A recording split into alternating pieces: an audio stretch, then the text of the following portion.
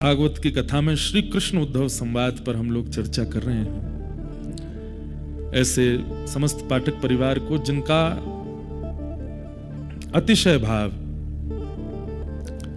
तीर्थों में कथा कराना कोई सामान्य बात नहीं होती, और उसमें भी जहां पर व्यवस्थाएं बहुत व्यवस्थित नहीं है वहां कथाओं का क्रम रखना भी बहुत मुश्किल होता है। इससे पूर्व रामेश्वरम में राम कथा थी, वहां पर भी व्यवस्थाएं करना बहुत मुश्किल होता है। बद्रीनाथ उत्तर भारत में यहां पर भी व्यवस्थाएं करना थोड़ा मुश्किल है, परंतु पूर्ण उत्साह के साथ ये व्यवस्थाओं का क्रम बनता है। आप सब लोगों को लाभ मिलता है इस कथा का, एवं आगंतुक आप सभी श्रोता भाई बंधुओं को सबको जय श्री कृष्ण, जय सिया राम, जय श्रीमन नारायण, जय जय श्री राधे। अति सुंदर, मार्मिक और आनंद प्रदायक प्रसंग यहां चल रहा है, कृष्ण उद्धव संवाद। बंधुओं, अर्जुन कृष्ण संवाद नहीं कहा गया। भगवान कृष्ण ने जो अर्जुन को भाव सुनाए वह गीत कहलाया गया और उसे गीता कह दिया, वही भगवत गीता है। परंतु संवाद के रूप में उद्धव के साथ में ठाकुर जी बैठे। संवाद में मतलब गीता में अर्जुन को अधिक अधिकार नहीं दिया, वो प्रश्न करते हैं, भगवान उत्तर देते हैं। तर्क वितर्क कुतर्क का अधिकार अर्जुन को प्राप्त नहीं हुआ, पर उद्धव कृष्ण संवाद में बीच बीच में उद्धव जी तर्क भी करते हैं। आप ये बात कह रहे हैं, परंतु आप हमारे दृष्टिकोण से देखिए ना, आपके दृष्टिकोण से तो ये उचित है, हमारे दृष्टिकोण से बताओ। और संवाद का मतलब क्या होता है? भगवान ने नीचे बैठा करके अर्जुन को ज्ञान उपदेश किया, पर संवाद तो बगल में बैठा क्यों होता है? उद्धव जी बगल में बैठे, कभी ठाकुर जी उद्धव का हाथ पकड़ लेते हैं, कभी कंधे में हाथ लगा लेते हैं, कभी उद्धव जी ऐसे लेट जाते हैं, ठाकुर जी थोड़े पौड़ जाते हैं। मतलब जब व्यक्ति अत्यंत चैन में होता है ना, तो अपने हृदय के ऐसे ऐसे भाव भी प्रकट कर देता है जो कहीं प्रकट नहीं किए, वो प्रकट भगवान ने यहां किए। इसलिए प्रसंग बहुत सार गर्वित है। और एक बात कहें, इस प्रसंग की पूर्णाहुति होते ही उद्धव जी बद्रीनाथ आ गए और आज तक बद्रीनाथ में बैठे। इसका मतलब ये प्रसंग कहीं ना कहीं जीवन मुक्त करता है। और मैं फिर कहूं, देह से मुक्त होना संसार से बड़ी बात नहीं है। कई बार कॉलेज यूनिवर्सिटी के बच्चों को भी वैराग्य आ जाता है, माता पिता थोड़ा डांट देते हैं, घर छोड़ के चले जाते हैं। वैराग्य कोई छोटी बात थोड़ी है, सब शरीर से तो कोई भी कर लेता है, लेकिन चित्त से वैराग्य होना ये बहुत बड़ी बात है, और वो भगवत वाणी सुन के ही हो सकता है।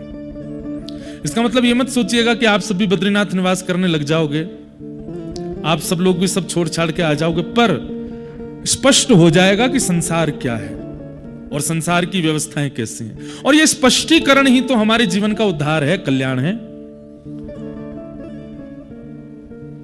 बच्चा अपना सिर कब तक खुजाता है क्वेश्चन पेपर देख के? जब तक उसको स्पष्टीकरण नहीं होता, कौन सा प्रश्न है, इसका उत्तर क्या लिखना है, इसमें क्या करना है। लेकिन जिस बालक का प्रश्न पत्र स्पष्ट होता है उसे नहीं खुजाता, वो जैसे पेपर आता है सामने एक बार पढ़ के तुरंत लिखने लगता है। उसको देख करके बड़ा कभी कभी घबराहट सी होती है, भाई बड़ी जल्दी जल्दी लिख रहा है। और जिसको कुछ नहीं आता वो उसकी ओर देखता रहता है, नेक हमें भी बता दे। संसार में हमारा जीवन, इससे बड़ा प्रश्न पत्र कुछ भी नहीं है। हर दिन एक प्रश्न हमारे सामने आता है, हर दिन। छोटे मोटे प्रश्न तो आते रहते हैं जिनको बोलते हैं multiple choice questions, MCQs। 4 option मिल गए हैं, जैसे सुबह सुबह ऑप्शन आता है, नाश्ता क्या करोगे, ब्रेड खाओगे, पराठा खाओगे, पोहा खाओगे, ऑप्शन है, कोई भी एक ले लो, खा लो। तो जिनके जीवन में MCQs चल रहे हैं वो तो बड़े ठाकुर जी की कृपा है, पर कभी कभी बड़ा प्रश्न आता है जिसमें आपको लिखना है। सबसे बड़ा प्रश्न कब आता है? विवाह। इसमें चॉइस नहीं है, आर या पार की स्थिति है। विचार करो क्या करना है, किससे करना है, कैसा गुण, कैसा स्वभाव चाहिए, क्योंकि जिसको चुनोगे उससे आपका पूरा जीवन परिवर्तित हो जाएगा। चुनिए किसको चुनना है। फिर दूसरा प्रश्न पत्र आएगा, गृहस्थाश्रम प्रारंभ हो जाएगा, छोटे छोटे बाल गोपाल, फिर उनका अध्ययन आदि, और फिर धीरे धीरे अपने व्यापार को लेकर के ये सारे प्रश्न आने लगेंगे। और हम क्या करेंगे, समझ ही नहीं आ रहा है, ये वाला तो सिलेबस में हमने पढ़ा ही नहीं था, ये तो हमको कभी पता ही नहीं था कि ऐसा भी हो सकता है जीवन में।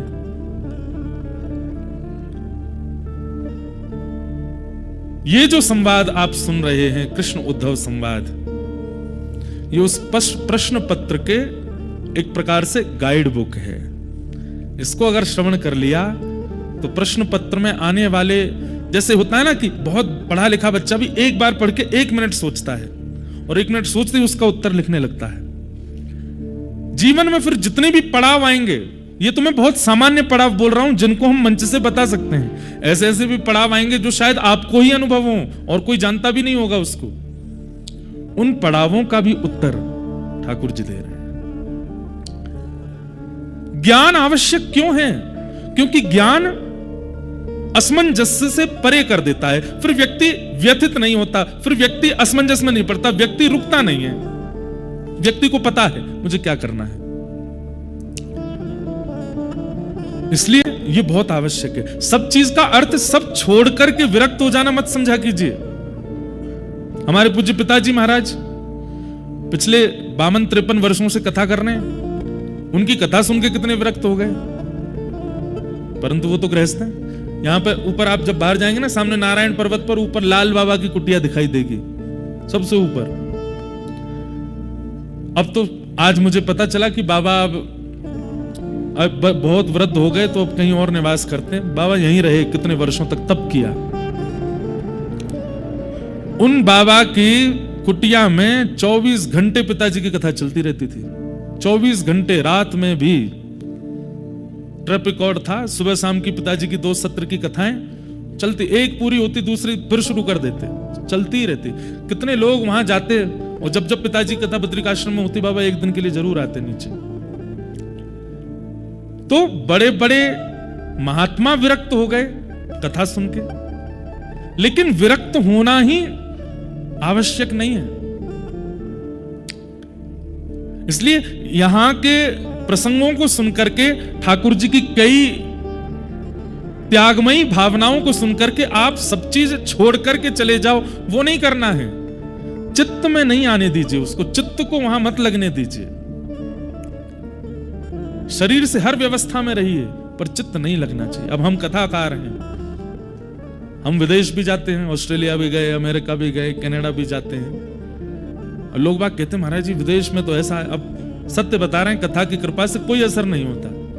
खूब व्यसनी लोग मिलते हैं, खूब व्यभिचारी मिलते हैं, खूब उपभोगी मिलते हैं, लेकिन कोई असर नहीं पड़ता। यही तो ज्ञान का मूल कारण ही तो यही है भाई। वैक्सीन लगवाने के बाद भी आपको मना कर दिया गया कि नहीं मास्क लगा के ही घूमना है, तो फिर वैक्सीन का काम की? वैक्सीन लगाने के बाद तो अब आप फ्री हो, मास्क हटा दीजिए। क्यों? सामने से वायरस आएगा भी तो आपको वैक्सीन लगी हुई है, असर नहीं करेगा। ये जो संवाद है ये वैक्सीन ही है। जितने भी संसार के विषय रूपी वायरस हैं, ये सब आपके हृदय पर अटैक करते हैं, आपके चित्त को मलिन करते हैं।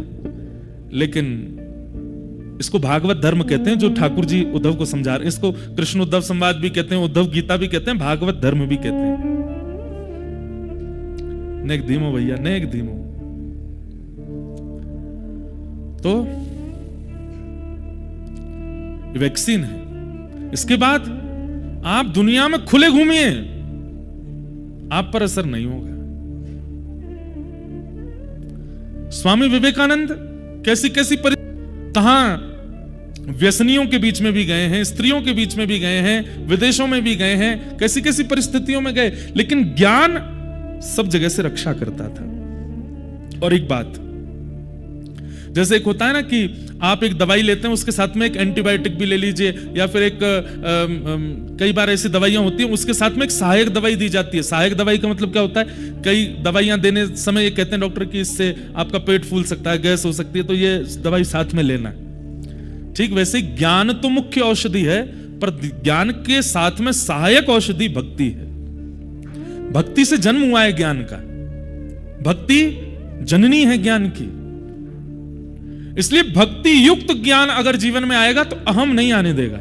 नहीं तो कई बार अति ज्ञान आने पर अहंकार भी आ जाता है कि हमें तो बहुत पता है। इसलिए इन विषयों को सुनकर के घर छोड़ने का मन मत बना लीजिएगा। ये बात हम इसलिए कह रहे हैं क्योंकि हमारी कथा सुन के हमारे परिवार के लोगों के फोन आ गए, बोले भैया तुम्हारा क्या मन चल रहा है, ऐसे विषय को लेकर के क्यों कह रहे हो। मैंने कहा तो इसका मतलब ये थोड़ी घर छोड़ देंगे। हाँ, घर में आसक्त नहीं होंगे। हम आपको अपने मन की बात बहुत बताना चाहते हैं पर हम स्तब्ध हो जाते हैं। बद्रीनाथ में आता हूं ना, मेरा यहां से जाने का मन नहीं करता। हम रहते वृंदावन में हैं, वृंदावन में सब करते हैं, वृंदावन के प्रति एक अलग प्रेम है। पर यह बात याद रखना, जिससे बहुत प्रेम होना उससे थोड़ी दूरी बना के ही रखो, प्रेम बना रहेगा। और वो ठाकुर जी करवा रहे हैं हमसे, क्योंकि हम कथाओं में रहते हैं तो वृंदावन से थोड़ा दूर तो रहते हैं। इसीलिए वृंदावन की याद, वृंदावन के रसिकों की चर्चा, वृंदावन की पद पदावली, वृंदावन की लीलाएं वो सहज ही कथा में इतनी सुंदर प्रस्तुत हो जाती हैं। क्यों? वृंदावन से वियोग है। यहां आते हैं तो यहां से जाने का मन नहीं होता, मन होता है कि यहीं रुक जाएं, यहीं डट जाएं, यहीं रहें। अच्छा, परिवर्तन कैसा हुआ? जब मैं पहली बार बद्रीनाथ आया तो मेरा मन केवल बद्रीनाथ भगवान के दर्शन में ही लगता था और मुझे कुछ देखने का इच्छा नहीं होती थी। दूसरी बार बद्रीनाथ आया तो श्री गंगा जी और बद्रीनाथ दोनों को देखने का मन होता। तीसरी बार जब आया तो सरस्वती जी माना में, उनको भी दर्शन का। मतलब हर बार। अब इस बार ये हुआ है, हम बद्री विशाल भगवान को तो एक बार देखते हैं, बस दूर से एक क्षण देखते हैं। पहले मैं 1.5 घंटे बैठता था मंदिर में, अब बस एक बार देखते हैं। और इच्छा होती है यहाँ संतों के पास बैठें, उनसे बात करें, यहाँ के रहने वाले, निवास करने वाले, यहाँ तप करने वाले महात्माओं के कैसे भी दर्शन हो जाएं। नित्य प्रार्थना करते हैं कि हम कहीं घूमने निकलें अकेले, कहीं पहाड़ पर, कहीं मार्ग में कोई महात्मा मिल जाए, कोई रसिक संत दिख जाए, कोई अवधूत मिल जाए, कोई भगवत प्राप्त सामने आ जाए। ये इच्छा होती है। ज्ञान यही करता है। ये भागवत धर्म ऐसी ही स्थिति करेगा। आप संसार छोड़ेंगे नहीं, पर पूर्ण रूप में उसमें रमेंगे भी नहीं। और ये अच्छा है। तो जो प्रसंग चल रहा है बहुत मार्मिक प्रसंग है और बहुत अद्भुत प्रसंग है। इसलिए आप सब लोग इसका अभी आगे तो इतने अच्छे अच्छे प्रसंग आएंगे। अभी आज 24 गुरु हो जाएंगे, उसके बाद ठाकुर जी फिर अपनी 18 प्रकार की सिद्धियां बताएंगे उद्धव को, मेरे पास कौन कौन सी सिद्धियां हैं। फिर उसके बाद भगवान अपनी विभूतियों का वर्णन करेंगे, मैं कहां कहां किस रूप में रहता हूं। जैसे वर्णमालाओं में आ शब्द जो है वो मेरा रूप है। आज सौरभ भैया हमसे पूछ रहे थे चरण पाड़ी से आते समय, ओमकार क्या है? भगवान कहते हैं मंत्रों में ओमकार मैं हूं, ये मेरा स्वरूप है। भगवान का शब्द स्वरूप है। हाथियों में ऐरावत में हूं, अश्वों में ये मैं हूं, सब विभूतियों का वर्णन करेंगे। फिर उन विभूतियों के वर्णन के बाद फिर ठाकुर जी एक गीत सुनाएंगे, और वो गीत है भिक्षुक गीत। एक भिक्षुक का गीत सुनाएंगे। फिर उसके बाद ठाकुर जी फिर एक और गीत सुनाएंगे, ऐल गीत। बहुत अच्छा प्रसंग है। तो ध्यान से आप सब लोग श्रवण कीजिए। जो लोग 1-2 दिन के लिए आए, कई लोग मिले, हम तो 1-8 दिन के लिए आए पर रुक गए। रुक जाओ, बढ़िया है, बस अपना ध्यान रखना। बद्रीनाथ में एक ही डर लगा रहता है कि सब ठीक तो है ना, कहीं कोई वैकुंठ के समीप तो नहीं पहुंच गया। तो ऐसी भावना यहां लगी रहती है। और एक बात शायद पता नहीं आपको अनुभव होता है कि नहीं, हमारे भारत में अनेक तीर्थ हैं, अनेक स्थान हैं, अनेक मंदिर हैं।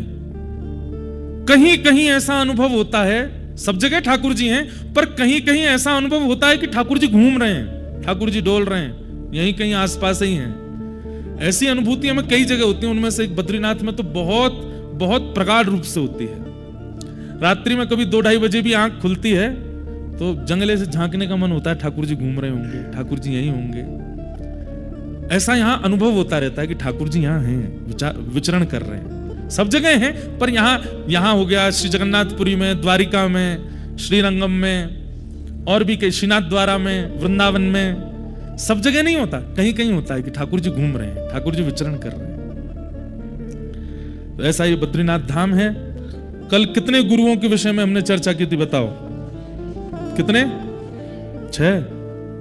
पढ़े लिखे बालक हो भाई सब रे, ध्यान से सुनते हो कथा।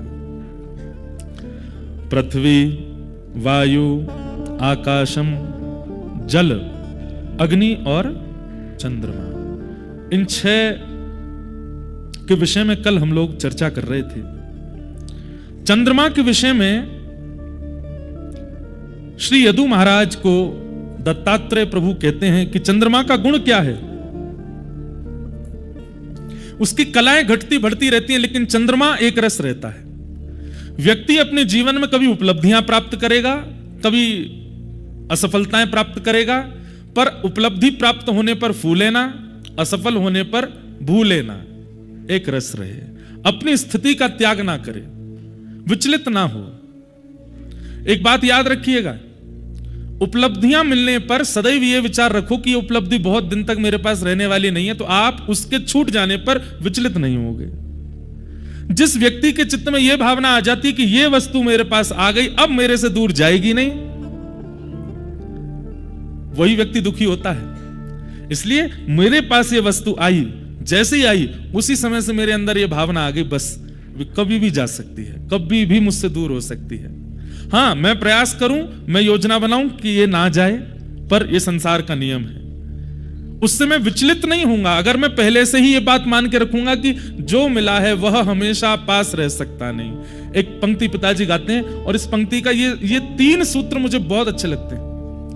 जो मिला है वह हमेशा पास रह सकता नहीं, कब बिछुड़ जाए ये कोई राज कह सकता नहीं।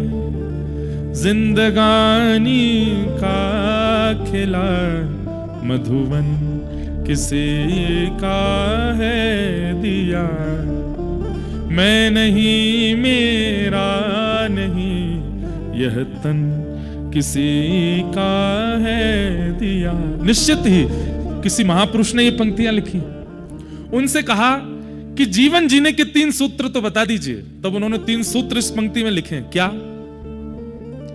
जग की सेवा खोज अपनी। कितनी ऊंची बात। कई लोग कहते हैं मैंने ये डिस्कवर किया, मैंने ये खोज लिया। तुमने खुद को खोजा? खुद को नहीं जानते हैं। बंधुओं, अगर एक क्षण के लिए हमारी आत्मा हमसे अलग हो जाए और रात्रि हम सो रहे हैं और हमारी आत्मा अगर हमारे शरीर को देखने लगे, तो हमारी आत्मा भी घबरा जाएगी। मैं ऐसे भी करता हूं, मेरे अंदर ये भी लक्षण है, मेरा ऐसा भी स्वरूप है, मेरा ये भी स्वभाव है। हम दुनिया से परिचित हो जाते हैं, पर खुद से सदैव अपरिचित रहते हैं। और एक बात याद रखिएगा, जो व्यक्ति स्वयं से अपरिचित होकर के प्राण त्यागता है, उसका पुनर्जन्म फिर होता है। जिसने स्वयं को पहचान लिया, स्वयं का परिचय हो गया। आद्य गुरु शंकराचार्य स्वयं परिचित हो गए, इसलिए पूरे विश्व को सतमार्ग बता दिया। आजकल क्या हो गया है?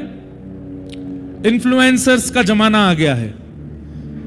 खुद चाहे कुछ नहीं जानते होंगे, पर दूसरों को जरूर बताना है, दूसरों को जरूर। देखिए हम बद्रीनाथ आए हैं, देखो ये पहाड़ हैं, ये वाली नदी है, ये ऐसे ग्लेशियर हैं, यहाँ पे ये है, यहाँ पे मुझे कोई बता रहा था यहाँ पे ऐसा हो जाता है, रात में यक्षिणियां घूमती हैं, उठा के ले जाती हैं, परफ्यूम लगा के मत घूमना, उच्च स्वर में मत गाना।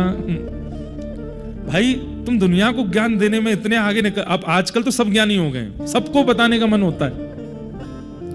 अरे पहले स्वयं को जानिए। और विशेष रूप से इन तीर्थों में आते हैं ना, यहां तो एकांत में बैठ करके स्वयं से पूछिए क्या हैं हम, कौन हैं हम, क्योंकि यहां के वातावरण में उत्तर हैं। जब एकांत में बैठेंगे तो उत्तर मिलेगा। जग की सेवा खोज अपनी। और तीसरा सूत्र, पहला सूत्र जग की सेवा खोज अपनी, दूसरा सूत्र और तीसरा सूत्र प्रीत हरि से कीजिए। ये 3 सूत्र हैं बस। ठाकुर जी से प्रेम करो, जग की सेवा करो, अपनी खोज करो।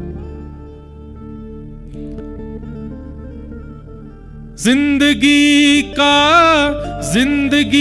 एक राज है, यह जान कर जी लीजिए,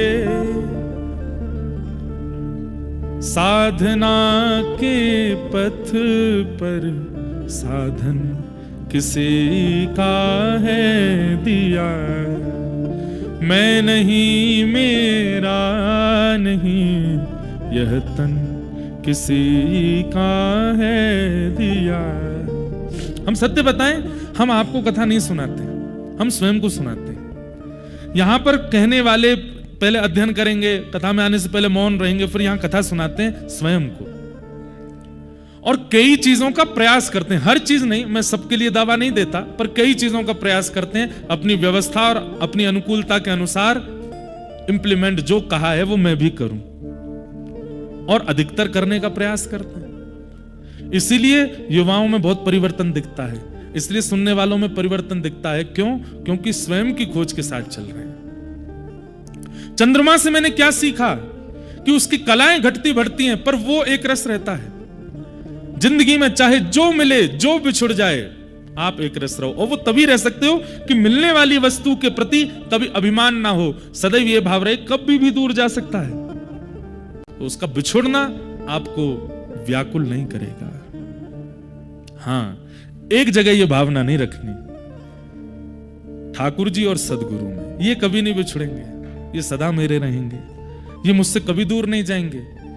क्यों? सबसे बड़ी बात यह है कि गुरु और परमात्मा ये दोनों प्रत्यक्ष रूप में हैं ही नहीं। वो प्रत्यक्ष रूप में कभी कभी हमें मिलते हैं, कभी कभी हमें दिखते हैं, वो बात अलग है, पर अप्रत्यक्ष रूप से वो सदा हमारे साथ ही रहते हैं। गुरु का जब स्मरण करो, उनकी वाणी का स्मरण कर लो, ठाकुर जी का जब स्मरण करो, गुरु की वाणी से ठाकुर जी का स्मरण कर लो, उनकी स्मृति से व्याकुलता नहीं होती। इसलिए इनके प्रति ये भाव रखो, ये कभी नहीं दूर जाएंगे। एक बार मिल गए, एक बार हम ठाकुर जी के हो गए, ठाकुर जी हमारे हो गए, बस अब हम कभी बिछड़ेंगे नहीं। बाकी ठाकुर जी को छोड़ संसार की हर वस्तु के प्रति मिलने पर यही भावना रखो, ये कभी भी जा सकती है, तो उसका जाना कष्ट नहीं देगा। हम चंद्रमा से ये सीखते हैं।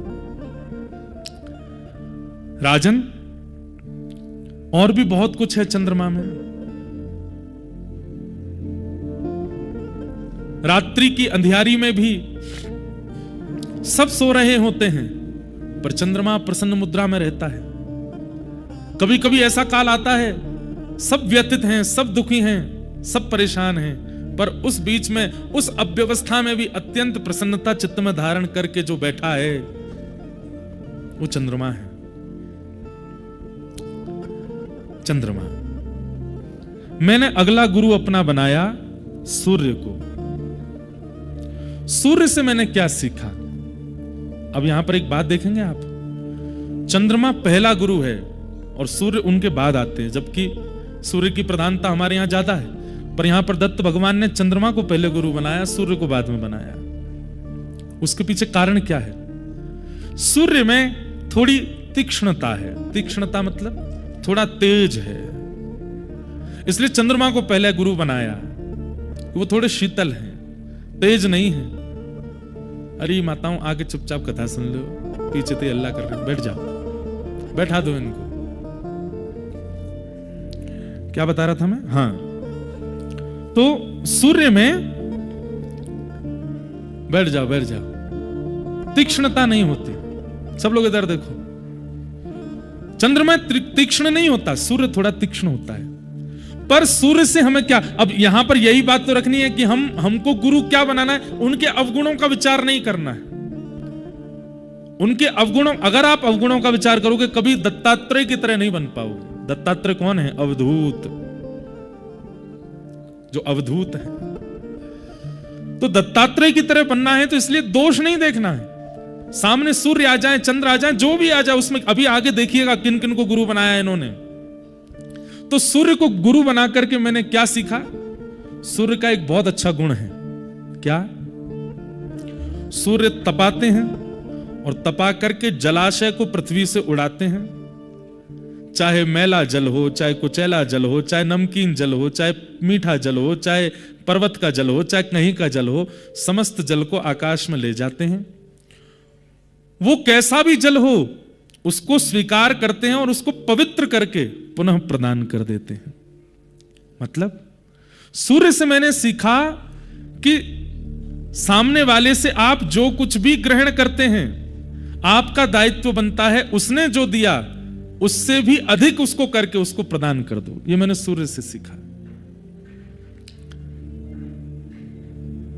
कीचड़ का भी जल उड़ के जाता है आकाश में, बादल बनता है, लेकिन जब बरसता है तब कीचड़ नहीं बरसती, तब मीठा जल ही बरसता है, तब पवित्र जल ही बरसता है। सूर्य का कितना अच्छा गुण है, चाहे जैसी वस्तु उसको प्रदान कर दीजिए, चाहे वो जैसा आपसे लेगा, वो पवित्र करके ही उसे प्रदान करेगा।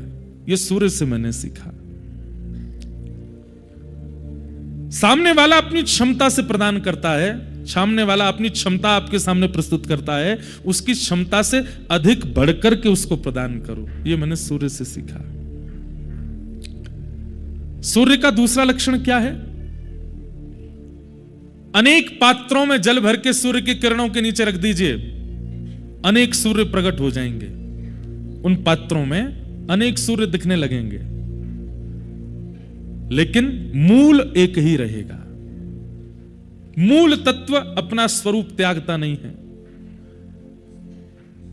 आप जैसे और आपसे अनेक हो जाएं, पर आप अपने रस में रहो। और सूर्य इसका कभी अभिमान नहीं करते। और इतना ही नहीं, सूर्य प्रकट होते हैं जलपात्र में, सूर्य के समान तेज भी कई बार आ जाता है। शीशे में आप कभी सूर्य की किरण को लीजिए और उसका रिफ्लेक्शन किसी पर डालेंगे और बहुत देर तक अगर नहीं हटाओगे तो वो वस्तु जल भी सकती है। मध्य में कितने भी साधन आ जाएं, पर सूर्य एक ही रहता है। सूर्य का तीसरा लक्षण, अवकाश नहीं करते सूर्य। सभी देवताओं का अवकाश है, चंद्रमा का भी अवकाश होता है अमावस्या पर। एकमात्र सूर्य हैं हमारे समस्त देवी देवता मंडल में जिनका कभी अवकाश नहीं होता, और एक क्षण के लिए भी अवकाश नहीं होता। हम कहते हैं कि सूर्य ढल गया, सूर्य अस्त हो गया, नहीं, वो पृथ्वी के दूसरे कोने में फिर से उदय हो चुके हैं, और वहां अस्त होने के बाद फिर यहां उदय हो चुके हैं। सूर्य का कभी अवकाश नहीं। जिस दिन से अपनी पदवी पर बैठे हैं सूर्य नारायण, उस दिन से आज तक एक क्षण के लिए भी अवकाश पर नहीं गए हैं। मतलब अपने कर्तव्यों से भागते नहीं है सूर्य। इसलिए सूर्य अभी आगे भिक्षुक गीत में भगवान बताएंगे पंचदेवों में किन किन की आराधना करनी चाहिए और सूर्य की आराधना कैसे करनी चाहिए। वो प्रसंग आगे आएगा, मैं तभी बताऊंगा।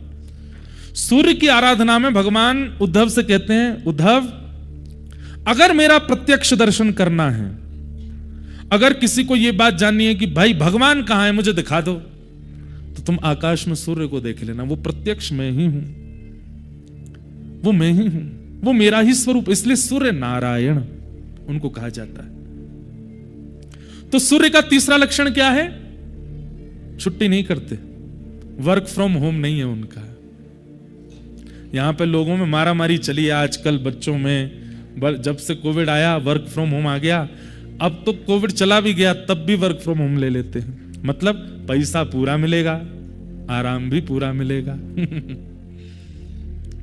देखो, कथा सुनने के लिए, तीर्थ जाने के लिए, ठाकुर जी की सेवा करने के लिए, मनोरथ उत्सव करने के लिए कुछ करना पड़े चलेगा, पर अपने चैन सुख के लिए करना पड़े अच्छा नहीं है। वो सूर्य को जल अर्घ देने का अधिकार उन्हीं को है जो सूर्य के समान स्थिति रखते हैं। सूर्य कभी अवकाश नहीं करता। हमसे कई लोग बोलते हैं, व्यंग में भी बोल देते हैं। जैसे कई बार अभी गिरिराज जी में हमने किसी से कहा, अरे भाई थक जाते हैं थोड़ा, इसलिए लोगों से मिल नहीं पाते, लगातार कथाएं रहती हैं। तो हमको कोई बोले तो छोड़ क्यों नहीं देते कथा? इतनी कथाएं करने की जरूरत क्या है आपको? इतनी दक्षिणा क्यों ले रहे हो? अरे मैंने की भाई दक्षिणा के लिए कर रहे हैं हम कथा। लोगों के मन में ये भावना आ जाती है कि भाई 1 मिनट सांस नहीं ले रही है, यहां से वहां कथाएं करते जा रहे हैं, इनको भी लोभ है कथा। हाँ, कथा करने का हमको लोभ है, हम खुले मुंह से कह रहे हैं, हमको लोभ है। कथा कहे बिना हमारा मन नहीं लगता, पर इसमें अन्य भावनाएं मत रखो। और दूसरी बात ये, हम सूर्य की आराधना करते हैं, सूर्य भगवान भी अवकाश नहीं लेते, हम भी अवकाश नहीं लेते। और तीसरी बात, संसार के विषय वस्तु से अवकाश लेना चाहिए, भगवान के गुणानुवाद से अवकाश क्यों? उस दिन को मृतक मानिए, उस दिन को मृत्यु के समान मानिए जिस दिन ठाकुर जी का गुणगान ना होता हो, जिस दिन ठाकुर जी का चिंतन ना होता हो। सूर्य से मैंने सीखा कि सूर्य अवकाश नहीं करते, और कम से कम भैया संसार के भावों में आप अवकाश ले लो, वर्क फ्रॉम होम ले लो, पर कम से कम अपने भजन में तो अवकाश कभी मत कीजिए। प्रतिदिन जिनका भी आप ध्यान करते हैं, जिनसे भी आपने गुरु ने आपको मिलाया है, जो भी आपके इष्ट हैं, जो भी आपके हृदय में वाणी पर विराजमान हो गए हैं, उनकी स्मृति में कभी अवकाश मत करो, नित्य उनको याद करो। ये मैंने सूर्य से सीखा। मैंने अपने गुरु सूर्य को बनाया और सूर्य से ये सब मैंने सीखा।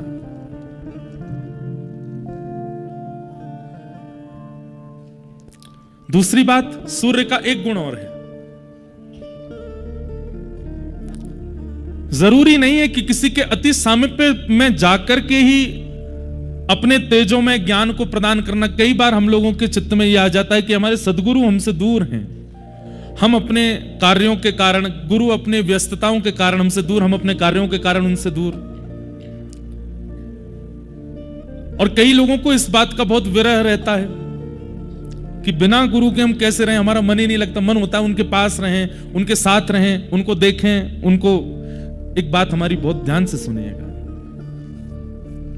हमारे कितने दिन ऐसे निकलते हैं कि हम सूर्य को देखते तक नहीं है, पर सूर्य से जितनी हमारी कार्यों की पूर्ति होनी चाहिए वो सब होती है।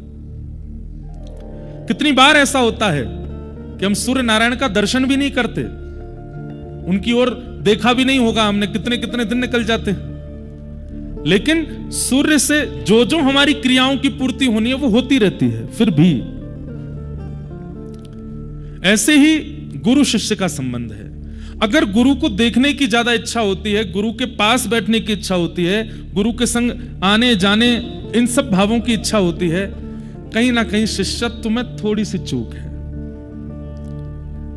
आप केवल एक शरीर मात्र को ही गुरु क्यों मान रहे हैं? वाणी रूप से गुरु, प्रकाश रूप से आपके आसपास ही हैं, उनमें अनुभव करो, वो साथ ही हैं। उनके समीप जाना, उनको देखना, स्पर्श करना ये आवश्यक नहीं है। जैसे सूर्य, कितनी बार हम उनका दर्शन नहीं करते, पर उनसे प्राप्त होने वाली जितनी भी हमारी योग्यताएं हैं, जरूरतें, सब पूरी होती हैं। ऐसे गुरु। तो मैंने सूर्य से गुरु के प्रति कैसी निष्ठा होनी चाहिए, ये मैंने सूर्य के प्रकाश से सीखा। और सूर्य से मैंने एक और चीज सीखी कि गुरु के चित्त में भी ज्यादा शिष्यों के समीप जाने की इच्छा नहीं होनी चाहिए। गुरु भी केवल अपनी वाणी के द्वारा, अपनी क्रियाओं के द्वारा, अपने वचनों के द्वारा, जिस प्रकार सूर्य एक रस समस्त प्रकाश जहां तक हो सब जगह पहुंचा देते हैं। अरे कितना भी घने अंधियारे में शिष्य क्यों ना हो, उस घने अंधियारे में भी एक छेद यदि हो जाता है तो सूर्य की किरण वहां से भी आ जाती है। ऐसे ही हम कितने भी भयंकर संसार के अंधियारे में क्यों ना हो, भयंकर अपने गृहस्थाश्रम में क्यों ना पड़े हों, एक कृपा की कोर आवश्यक है, बस वहां से भी गुरु कृपा प्रविष्ट हो सकती है, कल्याण कर सकती है। मैंने सूर्य को गुरु बना करके ये सीखा। मेरे अगले गुरु कौन हैं? अगले गुरु बड़े अच्छे हैं। इनका नाम क्या है? कबूतर। क्या नाम है? कबूतर। अब देखते जाइएगा आप, दत्तात्रेय के ऐसे ऐसे गुरु, विचित्र गुरु आएंगे, सोचेंगे इनसे क्या सीख लिया। बोले मैंने कबूतर से क्या सीखा? यदु महाराज बोले कबूतर भी आपका गुरु है? बोले जब दृष्टि में योग्यताएं देखनी प्रारंभ हो जाती है ना, तो कुकर सुकर में भी योग्यता दिख जाती है। मानव तो बहुत दूर की बात है। सोचिए, आपने कभी एक चीज अनुभव की? हमारी आंखों का एक स्वभाव है, आंखों के आगे दिखने वाले हर व्यक्ति में सबसे पहला दोष दिखती है आंख। 2 दिन के लिए गए बद्रीनाथ, कथा सुनकर के नीचे जैसे ही पहुंचे, घर वालों ने कहा कैसा रहा? सबसे पहले क्या बता? बहुत ठंड थी। पहला दोष वर्णन करेंगे हम, बहुत ठंड थी, रात में तो निकला ही नहीं जा रहा। हमारे परिवार के एक सदस्य चले गए 2 दिन यहां रह के, उनने घर वालों को जाके डरा दिया। घर वालों के फोन आ रहे हैं, बोले मां तो चारों तरफ बर्फ है। मैंने कब नहीं होती, और यहाँ ऊपर तो रहती है। लेकिन देखिए, बद्री विशाल भगवान की बहुत बड़ी कृपा है हम लोगों पर। नहीं तो बद्रीनाथ में ऐसा होता नहीं कि 3-4 दिन लगातार धूप निकल आवे। यहां 2 घंटे बाद बारिश होने लगती है, और जब बारिश होती है उस समय ये लगता है कि हे नाथ अब रक्षा करो। इतनी ठंड हो जाती है, बर्फ नीचे तक आ जाती है, बहुत शीतल हवा चलने लगती है, क्योंकि मैदान क्षेत्र इसलिए हवा भी खूब तेज चलती है। ये तो कितनी बड़ी कृपा है कि पिछले 3-4, आज ही एक संत बोल रहे थे मुझसे कि ये बहुत कम होता है कि लगातार 4-5 दिन तक धूप निकली रहे। देखते हैं 6 दिन तक क्या रहता है। धूप निकली रहे तो यूं समझ जाइयो इस कथा को स्वयं बद्री विशाल भगवान ही सुन रहे थे। और कहीं बारिश हो गई तो और कहीं बारिश हो गई तो सुनो, तो फिर ये सोच लेना बद्री विशाल भगवान तो कभी कभी व्यस्त हो जाते हैं। हो सकता है नारद जी तो आए ही होंगे कथा में। मन को छोटा क्यों करे। तो ये एक स्वभाव होता है हमारा। किसी के विवाह में गए, लौट करके घर आए, घर वालों कैसा रहा विवाह, भोजन अच्छा नहीं था, ये था वो तो, मतलब पहले अवगुण। अगर एक गुण गलती से बता भी दिया तो 3 अवगुण तो बताने ही बताने हैं। अपने पुत्र के लिए लड़की देखने के लिए गए, माता जी जाएंगी, बुआ जी जाएंगी, मामा जाएंगे, बेटा वो पिताजी जाएंगे, ताई जी ताऊ जी सब गए गाड़ी में भर के देखने के लिए। जैसे लौट के आएंगे घर वाले सब कैसी थी, पाम बड़े थे उसके, कान तो ऐसे थे गणेश जी जैसे आगे आगे। एक हमारे घर के भैया कोई उनका ब्याह था तो उनसे पूछा कैसी रही लड़की, बोले सब कुछ नहीं, शेर जैसा मुंह था उसका। मैंने कहा शेर जैसा मुंह क्या होता है, बोले उसने समोसा जब खाया तो इतना बड़ा मुंह खोला। लोग दोष देखते हैं। ये हमारी नेत्रों का एक नियम है कि हम दोष बहुत जल्दी देखने लगते हैं। बंधुओं, प्रारंभ यहीं से करो कि नेत्रों को दोष दर्शन कम हो। कल मैंने बताया ना, उद्धव जी पूछते हैं कि नाथ आप कहते हो कि किसी में दोष मत देखो, और आप कर भी सकते हो कि आपको किसी में दोष ना दिखे, पर हम तो मानव हैं, हमको तो दिखते हैं दोष। ठाकुर जी कहते हैं खुद में देखो, गुण दूसरों में देखो। इतनी दृष्टि तो आप कम से कम बना के जाइए बद्री विशाल बद्रीनाथ से, उसमें गुण क्या है। तो मैंने कबूतर को गुरु बनाया। ये कबूतर गुरु कैसे बन गया भाई? जब नेत्रों में गुण देखने की स्थिति आती है, सब में गुण दिखते हैं। कबूतर में भी दिखा। यदु महाराज बोले मेरे चित्त को बड़ी इच्छा है, आपने कबूतर से क्या सीखा, कृपा करके मुझे बताइए। कबूतर ने आपको क्या सिखाया? तब श्री दत्तात्रेय भगवान के पूछने पर दत्तात्रेय भगवान कबूतर के विषय में बताते हैं और पूरी एक कथा सुनाते हैं। मैंने कबूतर से सीखा, कबूतर में अपने पत्नी बच्चों के प्रति आसक्ति बहुत होती है।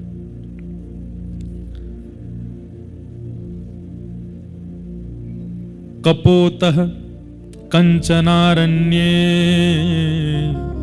कृतनीडो वनस्पतो कपोत्या भार्यया सार्ध मुवास किंचित् समाः। जरूरी नहीं है कि हर व्यक्ति की अच्छी करनी से ही हम सीखते हैं, किसी किसी की गलती भी हमें सिखाती है। तो कबूतर की मैंने गलती से सीखा। कैसी गलती? बोले कबूतर में आसक्ति बहुत होती है। एक बार एक कबूतर वन में विचरण करता हुआ गया और तभी उसने देखा कि एक मादा कबूतर एक वृक्ष पर बैठी है और उसका उसके प्रति स्वाभाविक स्नेह हो गया। स्नेह होने के बाद उन दोनों ने मन बना लिया कि चलो अब हम गृहस्थ आश्रम में प्रवेश करते हैं। कबूतर कबूतरनी ने ब्याह कर लिया। ये कथा दत्तात्रेय भगवान सुना रहे हैं अपने गुरुजी की। मेरे गुरुजी ने कबूतरनी से ब्याह कर लिया। बोले अच्छा। फिर कुछ समय बाद उनके छोटे छोटे बालक हुए। बहुत खुशहाल परिवार चल रहा था, सब बड़े आनंद में थे, सब बहुत प्रसन्न थे, कोई कमी नहीं थी। छोटे से घोंसले में 4-5 कबूतर के बच्चे, कबूतर कबूतरनी सुबह उड़ करके जाते, दाना चुगते, अपना पेट भरते, कुछ दाना लेके आते, बच्चों को पवाते। कबूतर बहुत प्रसन्न था, अपने बच्चे और अपनी पत्नी में सर्वस्व देख रहा था। इतना आसक्त हो गया था कि बस उनको देखे बगैर वो रहता नहीं था। एक दिन कबूतर अकेला वन में गया और वन में दाना चुगने के बाद जब लौट करके आया तो उसने क्या देखा? उसके घोंसले में ना बच्चे हैं ना कबूतर नहीं है। क्यों? एक भेलिया ने आकर के जाल बिछाया और जाल बिछा करके उस पर जैसे ही दाना डाला तो दूर बैठी हुई कबूतरनी ने तो दाना देखा, जाल नहीं देखा। आकर के जैसे ही दाना पाने लगी, बच्चे भी उड़ करके आ गए। बच्चों सहित मां को देख करके उस भेलिया ने जाला बंद कर लिया और जाले में कबूतर और उसके कबूतरनी और उसके बच्चों को रख लिया। इतने में ही कबूतर लौट करके आया और उसने अपने घोंसले पर बैठे चारों ओर नजर घुमा के देखा, मेरी पत्नी बच्चे कहां हैं? तभी वो क्या देखता है, दूर एक भेलिया जाले में बांध करके उसके बच्चे और पत्नी को ले जा रहा है, अपना शिकार बना करके। कबूतर व्याकुल हो गया, उसके नेत्र बंद हो गए, अश्रु आने लगे और अपना पूरा जीवन उसने विचार कर लिया। एक वृक्ष के ऊपर पहली बार मिले थे, हम दोनों ने विवाह किया, अपना गृहस्थ आश्रम आगे बढ़ाया, कैसी धूप ताप वर्षा में अपने बच्चों की रक्षा की, ये छोटे छोटे 4 बालक हुए, सर्वस्व मेरा इन्हीं के साथ है, इन्हें देख करके मैं जीता हूं, इन्हें देख करके ही मेरा सर्वस्व चलता है, आज ये बंदी बन गए। मैं इतनी योग्यता तो नहीं रखता कि मैं इनको जाले से छुड़ा लूंगा, क्या करूं, मैं इनको बचा तो नहीं पाऊंगा, इतनी योग्यता मेरी नहीं है, तो अब मैं क्या करूं?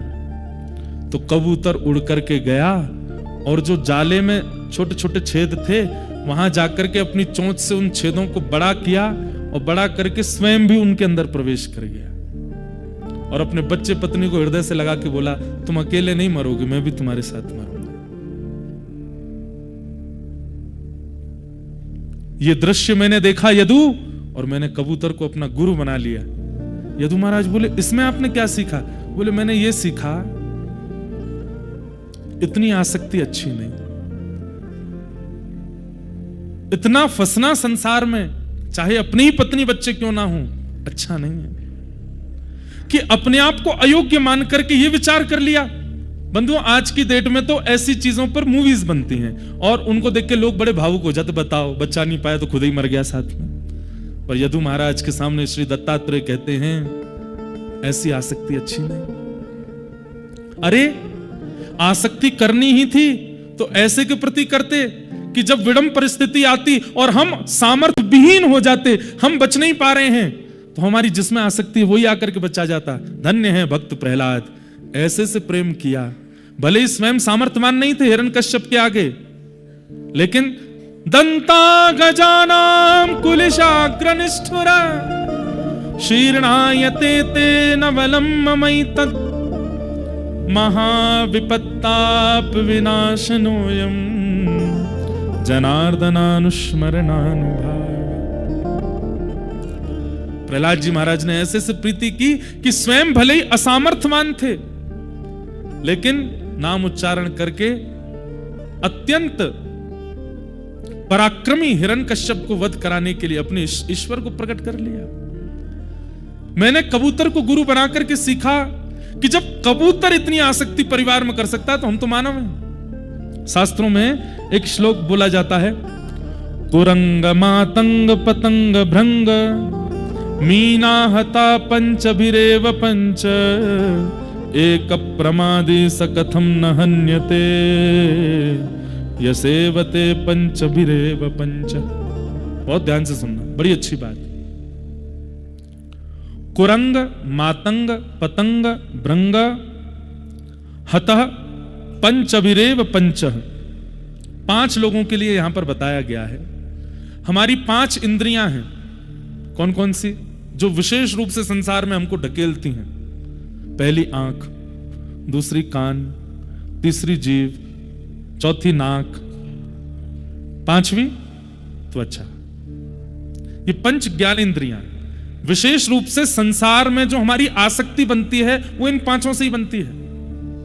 आंखों को देखने का लोभ होता है, कानों को सुनने का लोभ होता है, जीव को चखने का लोभ होता है, नासिका को ग्रहण का लोभ होता है और त्वचा को स्पर्श का लोभ होता है। इस श्लोक में कह रहे हैं, बोले आंखों से कौन अपने जीवन का अंत कर लेता है? पतंगा। पतंगा कहते हैं लाइटों के आगे घूमने वाले छोटे छोटे छोटे छोटे जीव होते हैं, उनको लाइट इतनी अच्छी लगती है, इनके आगे घूमते रहेंगे, घूमते घूमते घूमते घूमते घूमते सुबह जब आप आकर के देखोगे नीचे मरे पड़े मिलेंगे। मतलब ऐसी आसक्ति हो गई कि अपने आप को आग में ही झोंक देते हैं और उसके तेज के कारण मर जाते हैं। पतंगा। कान से कौन आसक्त होता है? हिरण। अगर आप वन में जाकर के मधुर संगीत बजाने लग जाओगे तो हिरण दूर से अपने कान खड़े करके आपके समीप आने लगेगा। कई शिकारी धनुष बाण से नहीं मारते थे। आज एक नई बात हमको पता चली, शिकार की बात आई तो हम गए चरण पादुका दर्शन करने आज, तो जब आ रहे तो एक महात्मा साथ में थे, तो वे बता रहे थे जब कपाट बंद होते हैं ना, उसके बाद बद्री विशाल बद्रीनाथ की भूमि पर रहना नहीं चाहिए, नहीं तो गौ हत्या समान पाप लगता है। केवल मिलिट्री फोर्स जो यहां पर सुरक्षा कर्मी हैं, जो जिन लोगों को चाइना बॉर्डर पर जाना है, कई ग्रामीण लोग हैं जो अपने कार्यों के लिए यहां पर आते हैं, बाकी पर्यटकों को, दर्शनार्थियों को, साधकों को यहां नहीं रुकना चाहिए। क्यों? ये 6 महीने ही अधिकार है हमारा यहां पर। और मुझे बता रहे थे इस बार 7 महीने के लिए मंदिर खुल रहा है, 25 नवंबर तक खुल रहा है। कारण है यहाँ के कार्य आदि, भगवान सब मंगल करें, नहीं तो यहाँ 6 महीने ही अधिकार है। संभवतः मंदिर से ही शायद बद्री विशाल भगवान की आज्ञा से ही कर रहे होंगे, उनकी आज्ञा के बिना कुछ होता नहीं यहां पे। पर उसके बाद यहां रुकना मना है। और उन्होंने एक ऐसी अद्भुत बात बताई, बोले महाराज जी जिस दिन कपाट बंद होते हैं उस दिन आपको एक पंक्षी भी नहीं दिखेगा यहां पे। बोले मच्छर, मक्खी, चेंटी सब पलायन कर जाते हैं नीचे की ओर। ये जितने भी गैया दिख रही हैं, छोटे छोटे बच्चियां, महात्मा बता रहे, बोले कि एक बार बहुत ठंड पड़ रही थी, 1-2 दिन बर्फबारी भी हो गई थी, तो हमने 2-4 साधुओं ने कुछ बछड़ा बच्चियां गैयाओं को इकट्ठा करके हमने कहा इनको नीचे पांडुकेश्वर तक छोड़े आते हैं। तो हम सबको इकट्ठा करके नीचे छोड़े आए कि भाई रात में सर्दी पड़ रही है। बोले हम लौट करके आए, 1-8 घंटा बाद देखा सब वापस लौट के फिर आ गए, यहीं रहने लगे। लेकिन बोले महाराज जी जिस दिन कपाट बंद होता है आप पूरा बद्रीनाथ छान लीजिएगा, एक पक्षी नहीं दिखेगा, एक गैया नहीं दिखेगी, एक कुकर कुछ नहीं दिखेगा, सब चले जाते हैं। उन्हें कैसे पता कि ये कपाट बंद हो गए, अब हमारा अधिकार नहीं? तब उन्होंने एक कथा सुनाई। बोले एक यहां पर हिरण विचरण करता था, वन तो है ही। बोले एक शिकारी यहां पर आया, बहुत पुरानी बात, और उस शिकारी ने उस हिरण को देख करके निशाना साध करके जैसे ही बाण या जो भी चीज थी उस पर मारी तो हिरण गिर गया। लेकिन जब वो शिकारी दौड़ करके गया और पास जाकर के देखा तो जटाजूट वाले एक महात्मा के पेट में बाण लगा हुआ था। तो उसने कहा ये कैसे हो गया, मैंने तो एक हिरण को मारा था। तब उन्होंने कहा ये बद्रिक आश्रम है, कहीं सब हमें वंदन पूजन ना करने लगे, इसलिए यहां महात्मा ही जीव जंतुओं का रूप धारण करके रहते हैं। तब से उस शिकारी ने कहा मुझे आप आज्ञा करें, मैं क्या, आप ठीक कैसे होंगे? तब उन्होंने कोई जड़ी बूटी बताई, तो पहाड़ों से कुछ जड़ी बूटी लाके उसका अर्क दिया तो वो ठीक हो गए। तो उन्होंने कहा मुझे आप आज्ञा करें, मुझे बहुत ग्लानि है कि मैंने ऐसा क्यों किया। तो बोले अब एक काम करो, घोषणा करवा दो जितने भी शिकारी हैं, उस समय शिकारियों का था, वो पांडुकेश्वर से ऊपर ना आवे, क्योंकि यहां जीव जंतु नहीं है। ना जाने कौन से जन्म में किसी साधक की कोई अपराध के कारण अपनी तपस्या अधूरी रह गई, वो पुनः एक जीव का रूप धारण करके यहां पर आया है। रात में -8 -9 टेम्परेचर जाता है। ये गैया कहां रहती होंगी, ये कुकर आदि ये सब कहां रहते होंगे, ये कैसे सोते होंगे रात्रि में? ये सब साधक है, ये सब भजन कर रहे हैं, अपने पूर्व के किए हुए किसी अपराध का कारण जीव बन करके यहां रह रहे हैं। तब से यहां शिकार करना मना है, यहां शिकार नहीं होता। हम तो कह रहे हैं यहां काय को सब जगह ही है, काय को करो कहीं भी। यहां के वृक्षों के रूप में, जैसे वृंदावन के वृक्षों को भी एक संत ऋषियों का रूप माना जाता है, यहां के भी वृक्ष आदि जो है संत ऋषियों के रूप है।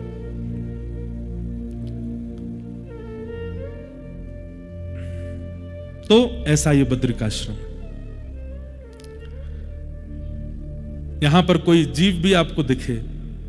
आज हम गए तो चरण पादुका जहां ठाकुर जी के चरणारविंद हैं,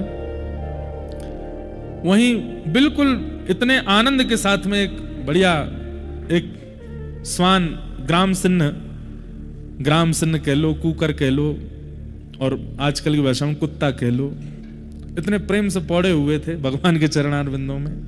तो उनको देख करके फिर जब ये बात पता चली तो लग ही रहा था कि कोई महात्मा ही हैं, अपने इस रूप में रह रहे हैं, ठाकुर जी के चरणार बिंदों में बैठे हैं। अच्छा एक बात बोलूं, एक मेरे मन में बात आती है। एक बार मैंने देखा, शायद राधारमण जी की बात, हाँ राधारमण जी मंदिर में हम दूर खड़े खड़े दर्शन कर रहे हैं, चरणार बिंद देख रहे हैं, कोई दूरबीन से देख रहा है, कोई कुछ।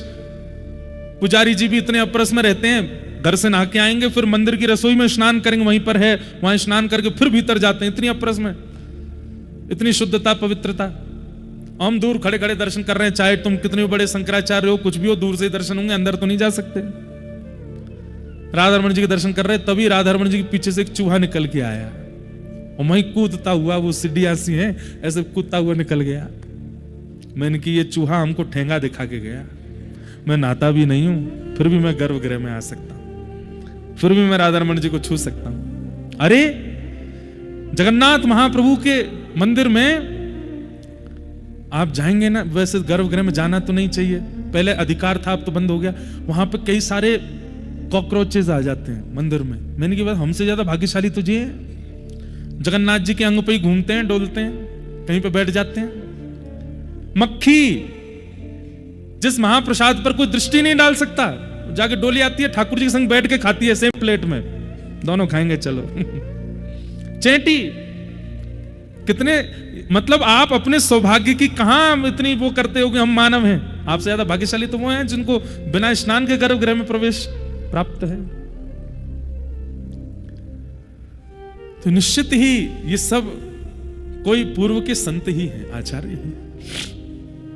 तो मैंने कबूतर को गुरु बनाकर के क्या सीखा कि अति आसक्ति अच्छी नहीं। जिस प्रकार कबूतर अपने परिवार में आसक्त हुआ, उससे मैंने सीखा कि आसक्ति का गुण तो व्यक्ति में है, आसक्ति तो विशेष है मानव के अंदर, पर वो ठाकुर जी में हो जाए, वो परिवार में ना हो। बंधुओं, हम लोगों से मर मिटने वाला प्यार सबको आता है। केवल फिल्म में जो हम देखते हैं वो फिल्म एक्टर ही कर रहा, नहीं, हम सबको भी आता है वो, पर संसार के लिए करना आता है।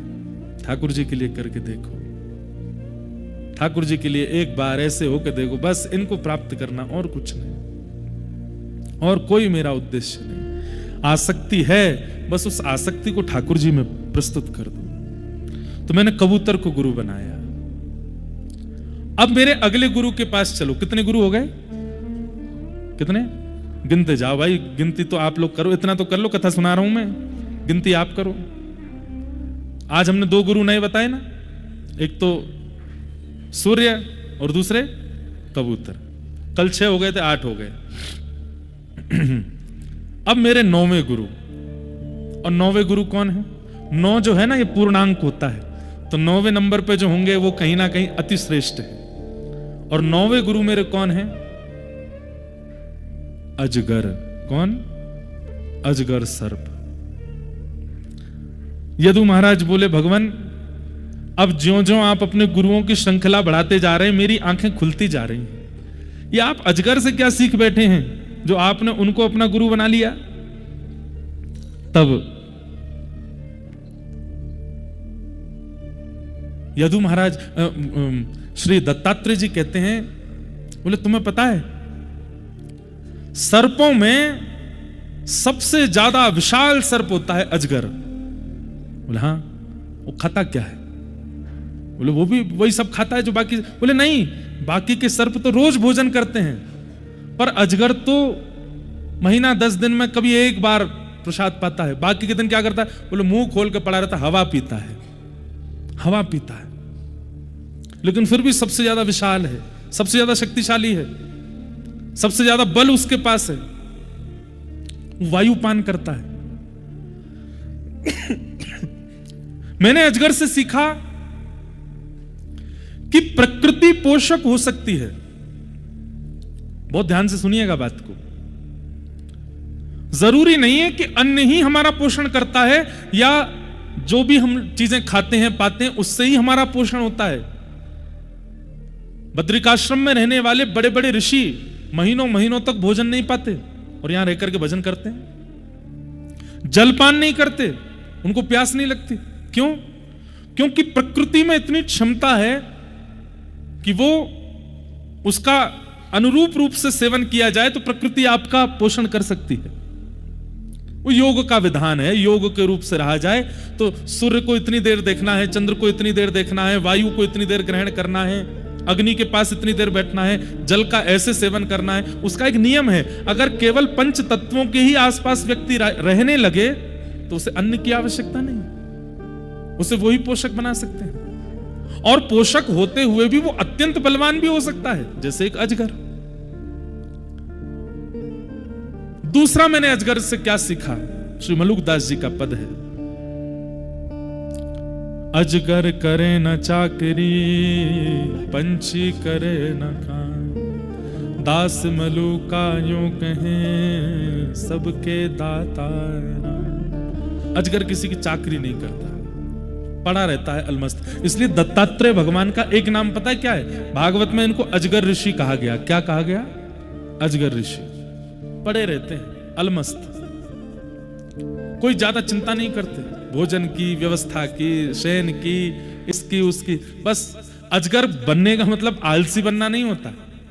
अजगर बनने का मतलब है कि मैं स्वाभिमानी हूं, किसी के द्वार पर नहीं जाऊंगा मांगने के लिए, कुछ कहने के लिए। ये मैंने अजगर से सीखा। ये मेरे 9वें गुरु हैं, इसलिए दत्तात्रेय जी को अजगर ऋषि कहा गया। वो किसी के सन्मुख नहीं जाते, वो ज्यादा विचलित नहीं होते किसी वस्तु के ना मिलने पर, अजगर की तरह रहते हैं। अब मेरे अगले गुरु कौन है? समुद्र। मैंने समुद्र को गुरु बनाया और समुद्र को गुरु बना करके क्या सीखा कि समुद्र कुछ भी अपने पास नहीं रखते, स्थान बहुत है, समुद्र के पास अवकाश बहुत है, पूरी पृथ्वी चाहे डूब सकती है समुद्र में, लेकिन फिर भी समुद्र कुछ भी अपने पास नहीं रखते। हमारा इतना बड़ा घर है, एक खाली जगह दिख रही, कुछ तो रखो यहाँ पे लाके ये रख दो, यहाँ पे लाके मूर्ति लटका दो, यहाँ पे सोफा रख दो, इधर टेबल रख दो, इधर ये लगा दो, इधर वो। खाली अवकाश भरने का हमारा स्थान, हमारा मन होता है। पर समुद्र कहते हैं मुझे किसी की कोई वस्तु नहीं चाहिए, आप कुछ भी प्रदान कीजिए समुद्र को, समुद्र वापस कर देता है।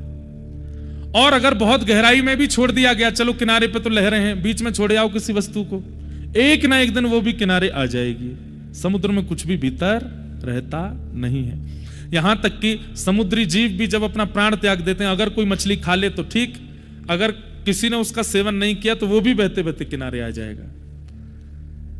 मैंने समुद्र से सीखा कि समुद्र इतने योग्य हैं, इतने विशाल हैं, इतना अवकाश है उनके पास, लेकिन वो फिर भी किसी की किसी वस्तु को स्वीकार नहीं करते, सब कुछ लौटा देते हैं। जो आपने दिया तेरा तुझको अर्पण, क्या लागे मेरा। गाते तो हम सब लोग हैं, पर समुद्र इंप्लीमेंट करते हैं उसके ऊपर। ये मैंने समुद्र से सीखा।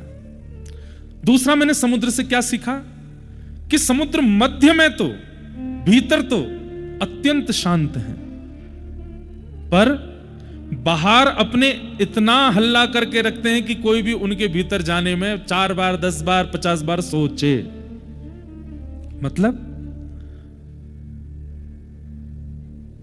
भीतर से अत्यंत शांति है, पर बाहर से ऐसी बनावटी कर ली है कि सामने वाले को देख करके लगे कि इसके संबंध में मुझे नहीं रहना है, इससे दूर ही ठीक है।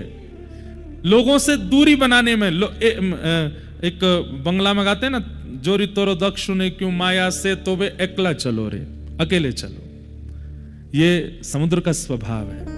क्या को भीतर धीर हैं, गंभीर हैं, अत्यंत मणियां, अत्यंत रत्नों से मंडित हैं, लेकिन सब उनके समीप जाएं इसके लिए बाहर से उग्रता दिखाते हैं। कई बार पिता को, गुरु को, मां को, पति को, पत्नी को, सब घर के जनों को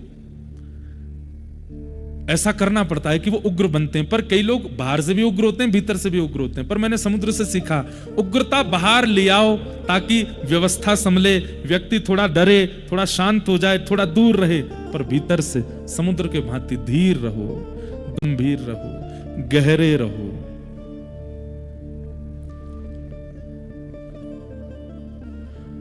ये मैंने समुद्र से सीखा। तो मेरे 10वें गुरु का नाम समुद्र। मेरे अगले गुरु कौन है? पतंगा, जिनके बारे में अभी हम सुन रहे थे कि वो जाते हैं और आसक्त होकर के मर जाते हैं। वही भाव यहां पर, पतंगा को गुरु इसीलिए बनाया। लेकिन इसके बाद जो गुरु बने हैं भौरा, इनका गुण बहुत अच्छा है। बोले भौरा क्या करता है?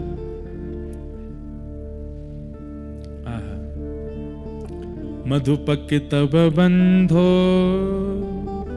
मास्पृशांघ्रिं सपत्न्या कुच विलुलित माला कुंकुमश्मश्रुभिर्न मधुपति तव बंधो मास्पृशांघ्रिं सपत्न्या कुच विलुलित माला कुंकुमश्मश्रुभिर्न बहतु मधुपतिस्तन मानिनीनां प्रसादं यदु सदसि विडम्ब्यं यस्य दूतस्त्वमिद्रेक। ये क्या है? भ्रमर गीत। और ये किसने गाया? हमारी वृषभानु नंदिनी श्री किशोरी जी ने। लाडली जी ने एक ही गीत गाया भागवत में। गोपी गीत किशोरी जी की कृपा से गोपियों ने गाया है। कुछ कुछ श्लोक उसमें गोपी गीत में किशोरी जी भी गा रही हैं। वेणु गीत किशोरी जी की कृपा से गोपियों ने गाया। युगल गीत किशोरी जी की कृपा से गोपियों ने गाया। परंतु इस गीत को तो अकेले किशोरी जी गाती हैं। और इस गीत का नाम है भ्रमर गीत। और इस गीत में व्याज स्तुति है। और कितनी बड़ी योग्यता! यह गीत भी सबसे पहले उद्धव ने ही सुना है किशोरी जी से। जब भगवान कन्हैया अपनी लीला आगे बढ़ाने के लिए व्रत छोड़ करके चले गए और श्री उद्धव जी महाराज को श्री कृष्ण ने भेजा है कि जाओ वृंदावन। उस समय दूर खड़े हैं उद्धव, समीप नहीं आ रहे हैं किशोरी जी के। किशोरी जी ने देख लिया है उद्धव की ओर और समझ गई हैं कि संकोच के कारण मेरे सामने नहीं आ रहा है, लेकिन जानना चाहता है कि मेरे मन में क्या चल रहा है, इन गोपियों के चित्त में क्या चल रहा है, जानना चाहता है। इसका संकोच भी ना टूटे और हमारे हृदय की बात भी पहचान जाए। क्या करें? तभी उड़ता हुआ एक भौरा सामने आया। तो किशोरी जी कहती हैं, अरे गोपियों देखो जे कहा है रोए। बोले कहा? कन्हैया स्वयं तो आयो नहीं है, हम सबन की स्थिति देखवे के काजे अपनो सखा भेजो है। उद्धव जी डर गए, अरे ये इन्होंने कहीं मुझे देख तो नहीं लिया। तब कोई गोपी बोली, कौन सा सखा? तब किशोरी जी भौरे की ओर इशारा करती हैं, ये रहा कृष्ण का सखा। उद्धव जी ठीक हुए, चलो मेरे को नहीं देखा, भौरे को बोल रहे।